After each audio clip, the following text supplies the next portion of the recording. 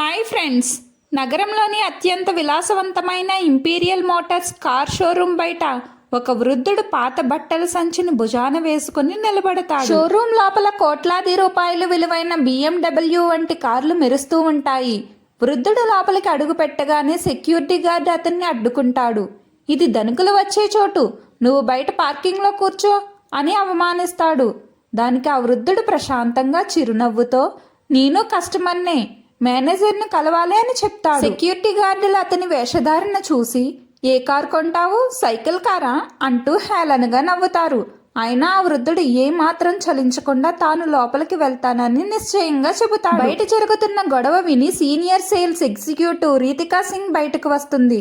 ఆమె చాలా గర్వంగా ఆ వృద్ధుడిని తక్కువ చేసి చూస్తూ, ఇది కార్ షోరూమ్, భిక్షం వేసే చోటు కాదు, పొరపాటున ఇక్కడికి వచ్చావేమో అని అంటుంది. వృద్ధుడు మాత్రం వినమ్రంగా, అమ్మా, నేను సరైన చోటికే వచ్చాను, నాకు ఇక్కడ ఉన్న అత్యంత ఖరీదైన కారు చూడాలి అని కోరుతాడు. రీతిక తన నవ్వును ఆపుకోలేక, మా దగ్గర ఉన్న కార్ల ధర 3.5 కోట్లు, నువ్వు నగదు ఇస్తావా లేక చెక్ ఇస్తావా అని ఎగతాళి చేస్తుంది. వృద్ధుడు పేమెంట్ గురించి ఆందోళన వద్దు అని అంటాడు. ముందు కారు చూపించండి అని అడుగుతాడు. రీతిక తన ఫ్రెండ్ రాజేష్తో కలిసి వ్యంగ్యంగా నవ్వుతూ ఆ కారుపై ఉన్న కవర్ను తీస్తాడు. కారు మెరుపును చూసి వృద్ధుడు మురిసిపోతాడు.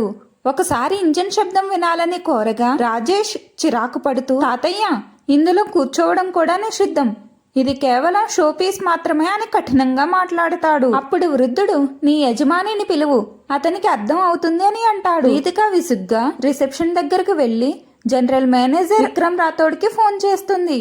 ఒక ముసలాడు వచ్చి ఖరీదైన కారు కొంటానంటున్నాడు, టైం పాస్ చేస్తున్నాడు అని చెబుతుంది. మేనేజర్ విక్రమ్ రాథోడ్ కూడా అహంకారంతో, కొద్దిసేపు వాడిని ఉండనివ్వు, ఆ తర్వాత వాడే వెళ్ళిపోతాడు అని నిర్లక్ష్యంగా సమాధానం ఇస్తాడు. వృద్ధుడు అక్కడే ఒక కుర్చీలో కూర్చొని ఎదురు చూస్తూ ఉంటాడు. కొద్దిసేపటి తర్వాత రవి తివారీ అనే జూనియర్ సేల్స్ మెన్ అక్కడికి వస్తాడు. అతను గౌరవంగా వృద్ధుడి దగ్గరకు వెళ్ళి, తాతయ్య, మీకు ఏం కావాలి, ఎందుకు అందరూ మిమ్మల్ని అరుస్తున్నారు అని అడుగుతాడు. వృద్ధుడు రవి ప్రవర్తన చూసి సంతోషించి, బాబు, నీ మేనేజర్ని కలవాలి అని చెబుతాడు. రవి మేనేజర్ క్యాబిన్లోకి వెళ్ళి, సార్, బయట ఒక వృద్ధుడు మిమ్మల్ని కలవాలని వేచి చూస్తున్నారు అని చెప్తాడు. విక్రమ్ రాథోడ్ కోపంగా, నువ్వు కొత్తవాడివి, ఇలాంటి వాళ్ళందరినీ కలవడం నా వల్ల కాదు, వెంటనే అతన్ని బయటికి పంపించాలని ఆదేశిస్తాడు. రవి బ్రతిమాలినా వినకుండా గట్టిగా అరుస్తాడు. రవి బయటకు వచ్చి వృద్ధుడితో, తాతయ్య, ప్రస్తుతం మేనేజర్ గారు బిజీగా ఉన్నారు, తర్వాత రమ్మంటున్నారు అని బాధగా చెబుతాడు. దానికి వృద్ధుడు, సమయం వచ్చినప్పుడు అంతా జరుగుతుందని తన జోబీలో నుంచి ఒక సీల్ చేసిన కవర్ తీసి రవికి ఇస్తాడు.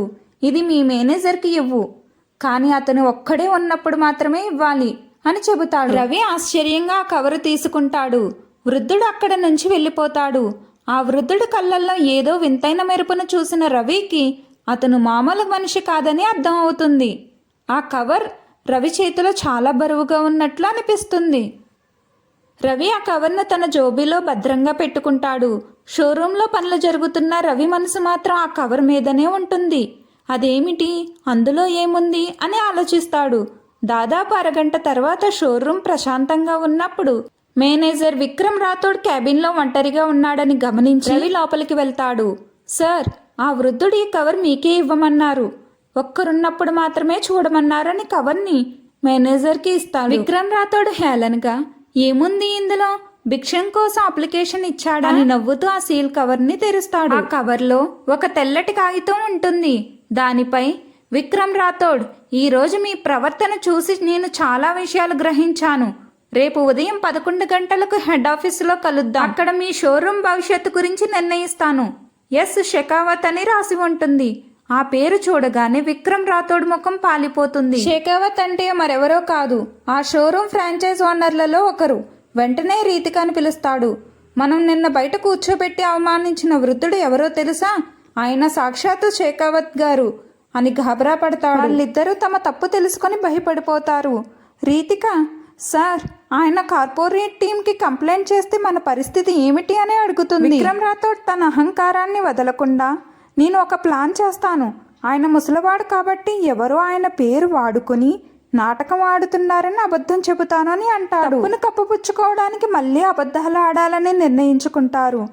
రవి బయట నిలబడి వారి మాటలన్నీ వింటాడు. తమ తప్పును సరిదిద్దుకోకుండా అబద్ధాలు చెప్పాలనుకోవడం చూసి రవికి చాలా కోపం వస్తుంది. రవి ఆ రాత్రి ఇంటికి వెళ్లకుండా షోరూమ్ ఆఫీస్లోనే ఉండిపోతాడు.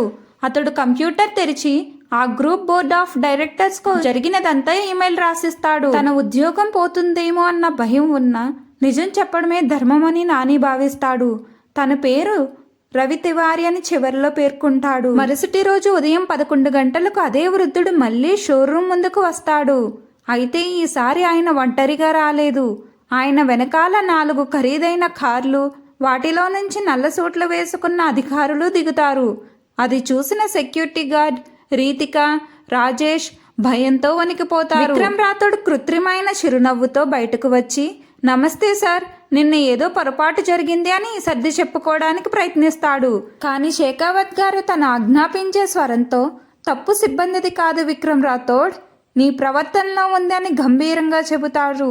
ఒక మనిషి సాధారణ దుస్తుల్లో వస్తే కస్టమర్ కాదా, గౌరవం ఇవ్వరా అని షేకావత్ గారు నిలదీస్తారు. విక్రమ్ రాథోడ్ మరియు అతని టీం చేసిన అవమానం అంతా సీసీటీవీలో రికార్డ్ అయిందని అధికారులు చెబుతారు.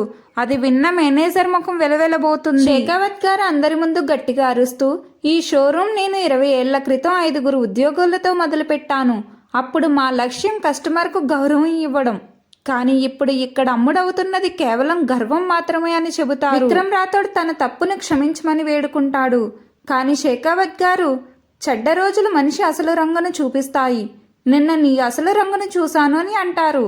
ఆయన రవిని ముందుకు పిలిచి, ఇతను ఒక్కడే నాకు అబద్ధాలు చెప్పకుండా నిజాన్ని ఇమెయిల్ ద్వారా తెలియచేశాడు. నా అవమానాన్ని కప్పిపుచ్చుకోకుండా ధైర్యంగా నిలబడ్డాడు అని మెచ్చుకుంటారు. సిబ్బంది అందరూ రవి వైపు ఆశ్చర్యంగా చూస్తారు. రవికి తెలియకుండానే అతను చేసిన పని పెద్ద మలుపుని తీసుకువచ్చింది. చివరికి షేకావత్ గారు కీలక నిర్ణయం తీసుకుంటారు. విక్రమ్ రాథోడ్ని మేనేజర్ పదవి నుండి సస్పెండ్ చేస్తారు. కానీ అతనికి ఒక గుణపాఠం నేర్పాలని వచ్చే 6 నెలల పాటు సర్వీస్ సెంటర్లో కార్లు కడిగే పని, కస్టమర్లకు టీ ఇచ్చే పని చేయాలని శిక్ష విధిస్తారు. అప్పుడే మనుషులకు ఇచ్చే గౌరవం విలువ తెలుస్తుందని చెబుతారు. అలాగే నిజాయితీగా ఉన్న రవిని అసిస్టెంట్ మేనేజర్గా ప్రమోట్ చేస్తారు. బ్రాండ్ విలువ కార్లలో ఉండదు, మనుషులకు ఇచ్చే గౌరవంలో ఉంటుంది అని గొప్ప సందేశాన్ని ఇస్తూ షేకావత్ గారు అక్కడి నుంచి వెళ్ళిపోతారు. షోరూమ్ వాతావరణం అంతా ఒక్కసారిగా మారిపోతుంది. ఈ కథ ద్వారా మన వేషధారణను చూసి ఎవరినీ తక్కువ అంచనా వేయకూడదని, మానవత్వం మరియు నిజాయితీ అన్నిటికంటే గొప్పవని అర్థమవుతుంది.